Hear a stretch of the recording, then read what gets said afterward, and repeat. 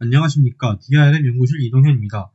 SEMG를 이용한 동작 의도 인식 데이터를 수집하고 분석한 논문에 대한 리뷰를 시작하도록 하겠습니다. 발표는 다음과 같은 순서로 진행하겠습니다. 먼저 논문을 간략히 소개하고 이 연구가 왜 필요했는지, 배경과 문제점을 짚어보겠습니다. 그 다음 데이터를 어떻게 수집했는지, 그 결과 데이터셋이 어떻게 구성되어 있는지 설명해 드리겠습니다. 마지막으로 이 데이터가 얼마나 유용한지 검증한 기술 검증 파트를 집중적으로 다룬 뒤 결론으로 마무리하겠습니다. 오늘 리뷰할 논문은 2015년 3월 저명한 네이처 사이언티픽 데이터 저널에 게재된 논문입니다. 핵심 주제는 동작 의도를 인식하기 위해 고밀도 SEMG와 손운동학 데이터를 수집하고 분석한 것입니다. 먼저 연구 배경입니다. SEMG, 즉 표면 근전도 신호는 우리 몸의 신경 제어 정보가 담겨 있어 로봇 의수와 같은 HMI 개발의 핵심적인 생체 신호입니다. 하지만 기존 연구는 주로 팔뚝, 즉 전완 근육이 분원석적인 제스처를 인식하는 데 집중했습니다. 이 방식은 일상생활에서 노이즈 등으로 쉽게 저하되고 특히 손가락을 쥔만큼 쥐는 비례 제어에는 한계가 있었습니다.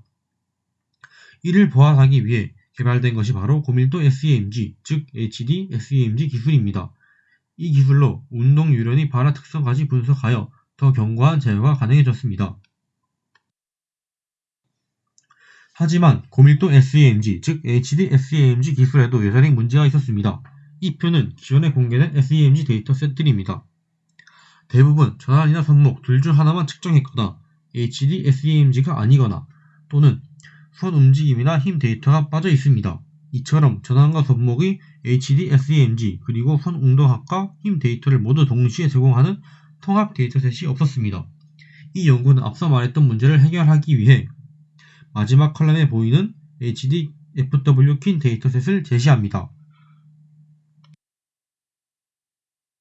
따라서 본 연구의 목적은 첫 번째, 전완과 손목에서 동시에 측정된 HD SEMG 신호와 손 운동학 및 힘 데이터를 포함하는 통합 데이터셋을 구축하는 것입니다. 두 번째, 이 데이터를 바탕으로 전완근인 근거리장, 손목인 원거리장 신호를 비교 분석하는 것입니다. 그리고 마지막으로 손목 착용형 인터페이스 개발에 필요한 신뢰성 높은 데이터를 제공하는 것입니다. 이 논문은 크게 4가지에 기여를 합니다. 요약하자면 세계 최초로 전완과 손목 통합 HD SEMG 데이터셋을 제시했다는 것, 그리고 이를 통해 기존 데이터셋의 한계를 극복하고 제스처 인식, 비례 제어 등 다양한 후속 연구를 위한 공공 데이터셋을 제공했다는 점에서 큰 의의가 있습니다. 우선 데이터를 어떻게 수집했는지 데이터 수집 방법을 자세히 살펴보겠습니다. 총 21명의 건강한 실험 참가자가 참여했습니다. 이 실험 참가자는 그림처럼 모니터의 GUI 지시를 보며 동작을 수행했고 팔에 부착된 HD 전극 신호는 ADC를 거쳐 컴퓨터에 저장되었습니다. 모든 장비는 TTL 트리거로 정밀하게 동기화되었습니다. 이번에는 실험 장비 및 설정에 대해서 알아보도록 하겠습니다. 전극 배치는 전완근에는 위쪽 그림에 보이신 것과 같이 8x8 배열 전극 3개 총 192개의 채널이 부착되었고 손목에는 아래쪽 그림에 보이신 것과 같이 손목에 5x13 배열의 전극 4개 총 256개의 채널이 부착되었습니다. 합쳐서 448개의 채널에서 고밀도 신호를 수집했습니다. 데이터 수집은 2개의 실험은 아닙니다. 첫 번째 실험은 손 운동학 측정입니다. 첫 번째 실험의 목적은 HD SEMG와 데이터 글러브의 관절 각도 신호를 동시에 수집하는 것입니다. 첫 번째 실험의 측정 방법은 그림 1번과 2번에 보이듯 20가지의 손 및 손목 제스처를 수행하며 데이터 글러브를 이용해 14개의 손가락 관절의 각도를 측정했습니다. 여기서 측정된 MCP, PIP 관절 등이 오른쪽에 보이는 이 그림입니다. 측정 방법에 대해서 계속해서 설명하자면 그림에서 보이는 것과 같이 제스처 1번에서 13번 동작을 2초간 동적 움직임을 2회 반복 후 5초간 자세를 유지하였고 14번에서 20번 동작은 5초간 자세를 유지하는 정적 데이터를 수집하였습니다. 움직임은 총 6회 반복하고 근육의 피로를 막기 위해 각 시행 사이에는 2분간 휴식을 했습니다. 이것이 첫 번째 실험에서 수집된 실제 데이터입니다. 위쪽이 파란 선 5개가 데이터 글러브로 측정한 손가락의 각도이고 아래쪽의 적색과 녹색 선들이 SEMG 신호입니다. 그림과 같이 손가락을 움직일 때 데이터인 파란 선과 아래쪽의 SEMG 신호가 정확히 동기화되어 활성화되는 것을 볼 수 있습니다. 두 번째 실험은 손가락 힘 측정입니다. 두 번째 실험의 목적은 특정 힘을 가할 때 HD SEMG와 힘 센서 신호를 동시에 수집하는 것입니다. 먼저 실험 참가자별 최대 힘을 측정한 뒤 그림에 보이신 것 같이 9가지 조합으로 힘 센서를 누르게 하였습니다. 실험 절차에 대해 더욱 자세히 설명하자면 실험 참가자가 GUI에 표시된 시각적 피드백을 보며 목표 힘을 유지하였습니다.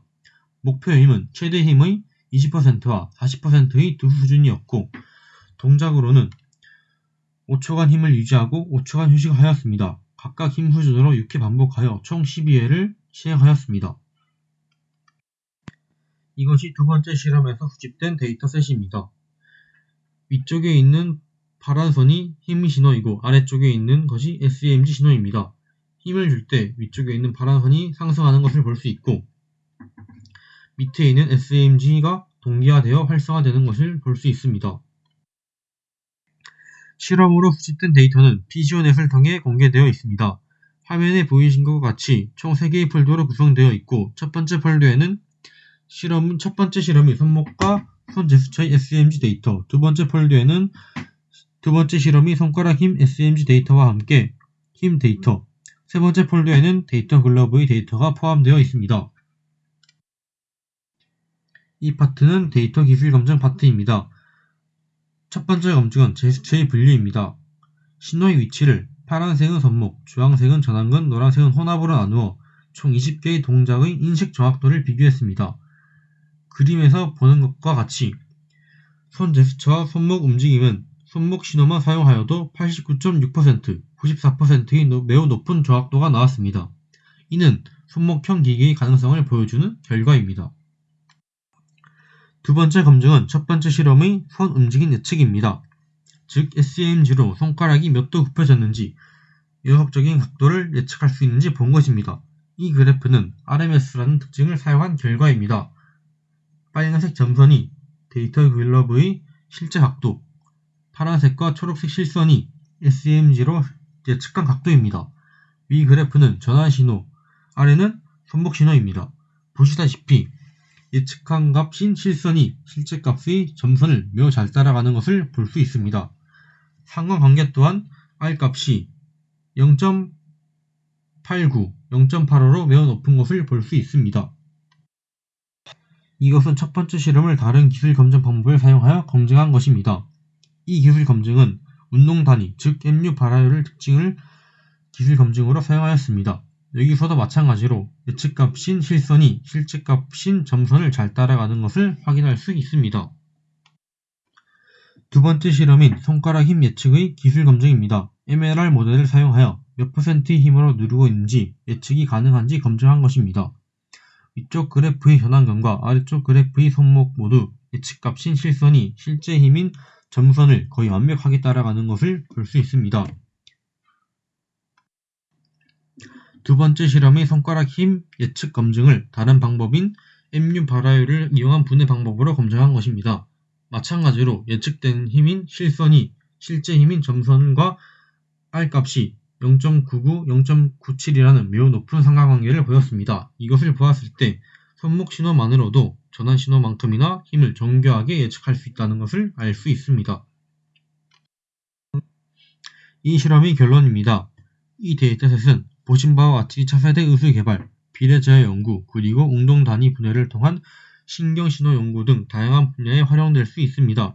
특히 손목형 기기 연구를 위한 훌륭한 기반 데이터가 될 것이라고 합니다. 마지막으로 한계점입니다. 이 데이터셋은 첫 번째 실험의 손목 움직임, 제스처 15번부터 20번에 대해서는 정적 데이터만 포함하는데 이 데이터는 데이터 글러브의 측정 한계 때문이라고 합니다. 이상으로 논문 리뷰를 마치도록 하겠습니다. 경청해주셔서 감사합니다.